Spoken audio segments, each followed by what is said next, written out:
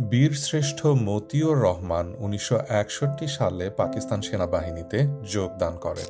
১৯৭১ সালে স্বাধীনতা যুদ্ধের সময় তিনি পাকিস্তানের করাচির মাসরুর এয়ার বেইসে ফ্লাইট লেফটেন্যান্ট পদে কর্মরত ছিলেন। সে সময় তিনি ক্যাডেটদের বিমান চালনা প্রশিক্ষণ দিচ্ছিলেন। তার মনে দুর্নিবার বাসনা জেগেছিল বাংলাদেশের স্বাধীনতা যুদ্ধে যোগদান করবার। ১৯৭১ সালের ২০ আগস্ট তিনি এরকম একটি সুযোগও পেয়ে যান। রশিদ মিনহাস নামে পাকিস্তানের একজন ক্যাডেটকে ট্রেনিং দেওয়ার কথা ছিল তার সেদিন। মতিউর রহমান চেয়েছিলেন যে T-33 বিমানটি তিনি উড্ডয়ন করতে যাচ্ছিলেন সেটি নিয়ে পালিয়ে ইন্ডিয়ায় চলে যাবেন।